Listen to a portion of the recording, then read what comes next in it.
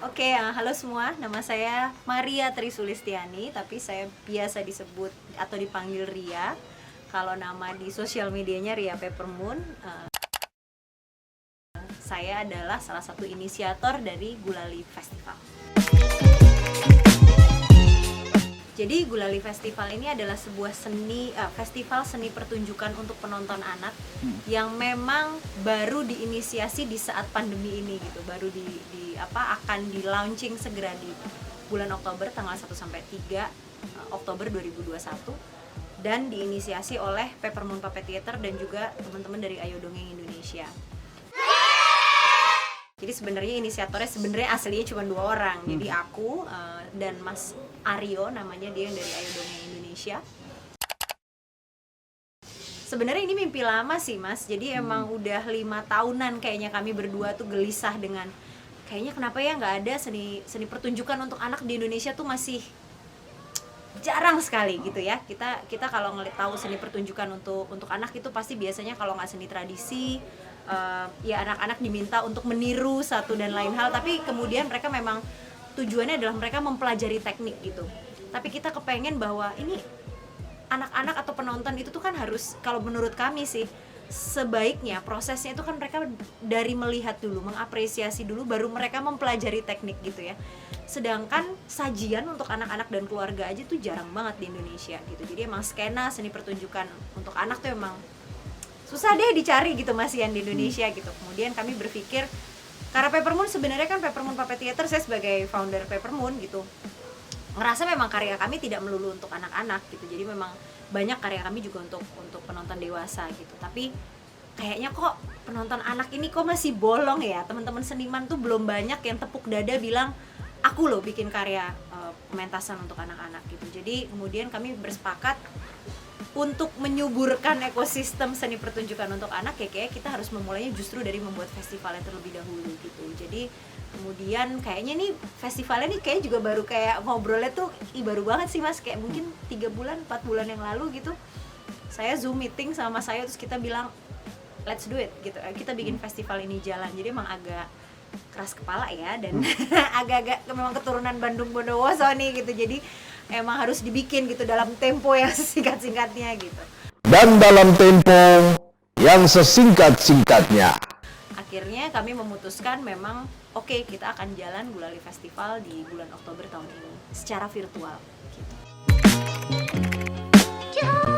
Jadi karena kami dari awal juga sadar betul susah sekali cari teman-teman seniman yang mau atau memang membuat pertunjukan untuk penonton anak, akhirnya kami memutuskan bikin lab. Jadi ada salah satu rangkaian dari Gulali Festival itu namanya Gulali Lab. Jadi kami bikin open application, buka lamaran gitu untuk teman-teman dari seluruh penjuru Indonesia, siapa aja yang mau tertarik ikutan lab ini. Kami akan mendampingi prosesnya selama 2 bulan penuh secara online. Nanti hasil karyanya itu yang akan dipresentasikan di Gulali Festival gitu. Ini sebuah kejutan yang luar biasa juga buat saya pribadi dan juga teman-teman ya. Karena kami menerima 35 proposal masuk dari seluruh penjuru Indonesia. Kami sadarnya kami cuman sanggup mengampu 9, tapi kemudian jadi 8. Jadi ada yang gugur 1 di tengah jalan.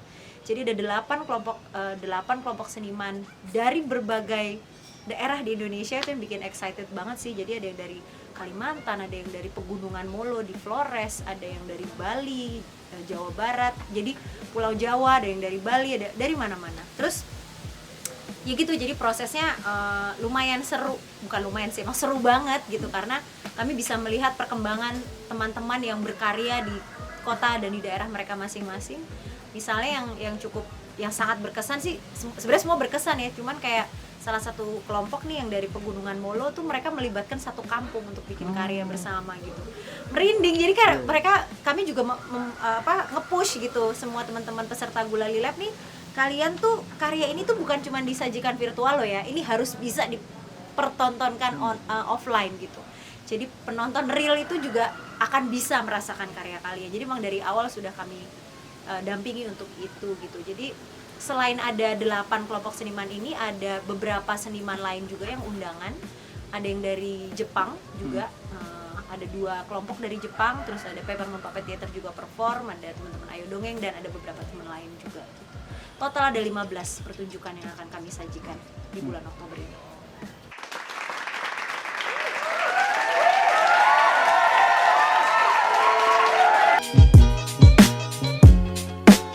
Sebenarnya karena kita pingin menyajikan cita-citanya Gulali Festival ini kan ingin menyajikan seni pertunjukan dengan kualitas terbaik untuk anak-anak ya, karena masih kita akui lah banyak teman-teman atau banyak orang masih menganggap kalau bikin sesuatu untuk anak-anak segini aja cukup gitu ya, dan bahkan untuk teman-teman kalangan seniman sendiri pun mungkin tidak terbiasa karena kita dari kecil nggak biasa kan nonton teater gitu. Seniman yang sekarang tumbuh besar ini dari kecil tuh nggak biasa nonton teater mungkin, jadi memang pengalaman bahwa ketika mereka kecil mereka bisa terpapar dengan seni yang baik, seni yang profesional, seni yang digarap dengan seksama gitu, itu kami yakin itu akan membentuk audiens di masa mendatang, itu akan membentuk bahkan anak ini menjadi orang dewasa yang berbeda gitu, kami percaya itu.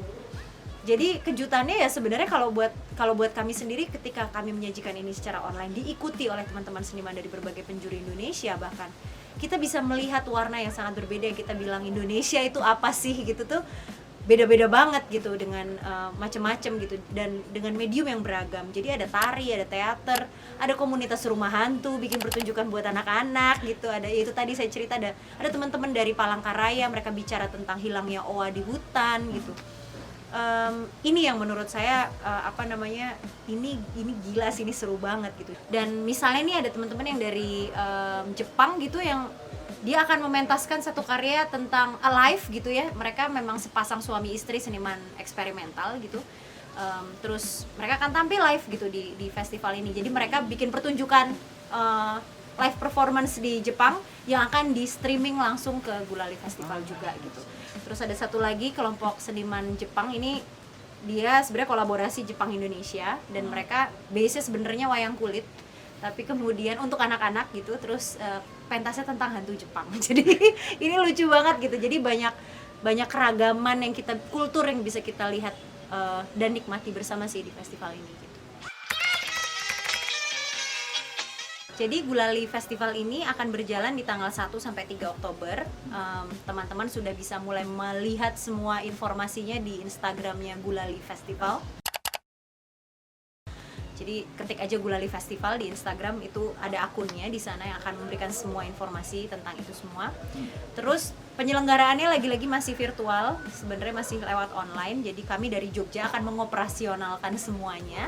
Tapi bahwa festival itu akan terjadi di titik-titik di mana teman-teman terutama teman-teman Gulali Lab ini berada gitu. Jadi kayak teman-teman di Pegunungan Molo, mereka akan bikin nobar selama 3 hari untuk keluarga yang ada di sana. Maka Gulali Festival terjadilah di sana gitu. Teman-teman Palangkaraya mau bikin nobar di Palangkaraya, maka Gulali Festival juga akan terjadi di sana. Jadi kami sekarang sedang mengontak banyak komunitas rumah baca dan komunitas anak-anak juga, dan juga komunitas seni yang tertarik untuk bikin nonton bareng gitu di tempat mereka di daerah mereka masing-masing. Jadi harapannya memang Gulali Festival itu nggak centralized, lagi-lagi nggak harus orang datang ke Jogja gitu untuk menonton ya, karena kali ini kondisinya juga seperti sekarang. Cuma ini juga jadi format yang menarik gitu, karena kemudian sebenarnya festival ini bisa menyiarkan gaungnya di berbagai tempat dengan cara yang beda nih. Gitu sih. Jadi Gulali Fest tumbuh secara organik ya. Betul, jadi kayak jamur di mana-mana bisa nongol gitu.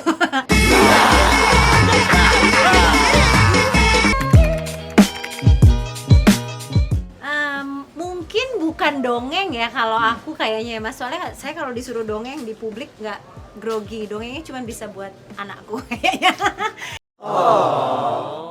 Cuman bahwa mungkin iya teater boneka dan dunia seni pertunjukan yang kemudian juga pengennya sih lebih friendly buat lebih banyak orang sih gitu. Jadi nggak cuman mereka saja yang dewasa dan sudah melek seni kontemporer gitu yang bisa menikmati seni gitu. Menurutku semua orang berhak gitu untuk dapat akses ke sana gitu. Apa tadi jadian pertanyaannya? Jadi nggak fokus.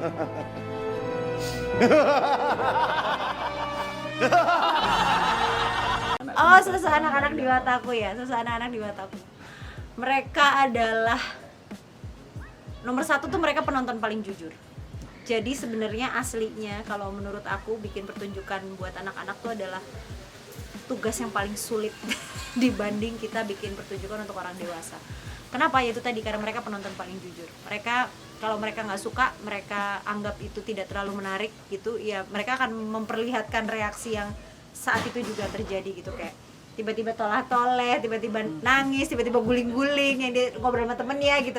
Itu artinya emang udah nggak menarik aja gitu.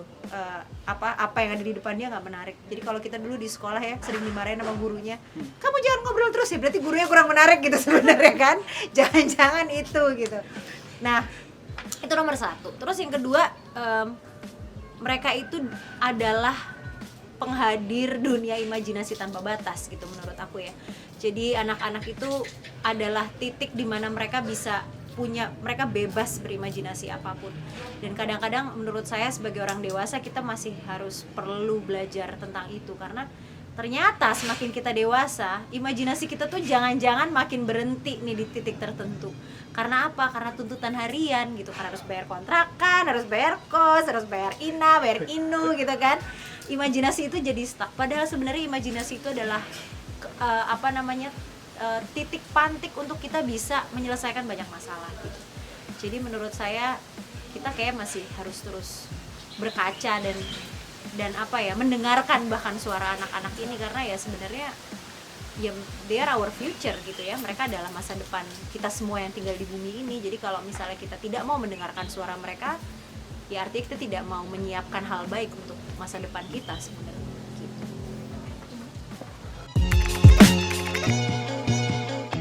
Pasti ya tim yang luar biasa yang ada di dalam bangunan ini sebenarnya itu jadi bahan bakarku juga untuk tetap jalan gitu. Tapi banyak hal sih Mas, banyak elemen. Tentu saja aku selalu bilang bahwa bibit sebagus apapun kalau dia jatuh di tanah keras, tanah yang gak subur, dia akan susah tumbuh. Jadi memang menurutku aku sangat beruntung berada di antara lingkungan orang-orang yang bisa diajak berkeras kepala untuk mewujudkan mimpi bersama gitu. Keluarga nomor satu ya, maksudnya pendamping yang luar biasa. Aku punya Iwan Effendi gitu, suami yang kayak ya udah gitu, ayo kita bikin ini bareng-bareng, karena aku kan menginisiasi Peppermoon juga bareng dia gitu. Jadi obrolan bikin karya tuh jadi obrolan kasur sebenarnya di satu titik, emang obrolan harian gitu. Oh my god!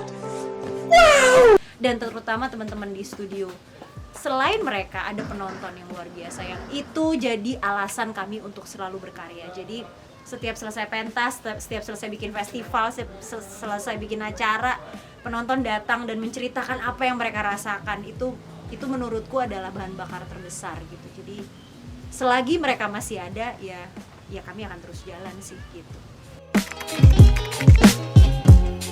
Aduh, kalau film aku tuh anaknya Desa loh Mas. Aku penggemar film Ghibli. Jadi aku Ghibli mania. Jadi aku suka film animasi. Film animasi pendek, aku suka banget, apalagi yang non verbal. Tapi kalau film yang cukup dikenal banyak orang, aku suka banget Ghibli. Jadi rangkaian film Ghibli tuh aku suka semua. Jadi ada ya Totoro, tentu saja semua orang tahu, Ponyo semua orang tahu juga gitu. Terus dua karya itu sih yang aku pikir itu ini banget ya gitu, kuat gitu. Dia bicara untuk orang dewasa dengan anak-anak, tapi juga orang dewasa, sampai mereka dari anak kecil sampai mereka tua tuh mereka punya hook yang luar biasa sama karya-karya ini gitu. Itu sih kayak film-film Ghibli yang aku benar-benar ya itulah gitu. Inspirasi.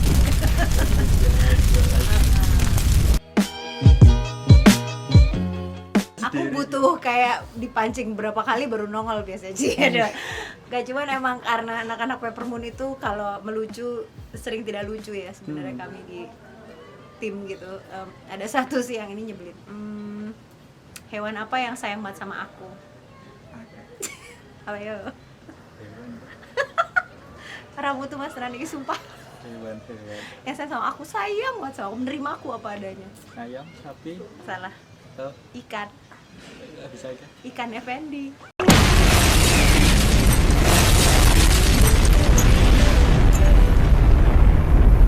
Nyebai. Cuma dia. Alessio. Puasa udah dipakai untuk nama pacarnya, silakan. Kenapa tidak terpikirkan olehku? Begitulah. Ini sebenarnya gara-gara habitnya muncul waktu kami lagi nungguin ngeset panggung di Makassar waktu itu. Di Rumata Art Space, terus kan ngeset lampu sama lightingnya lama.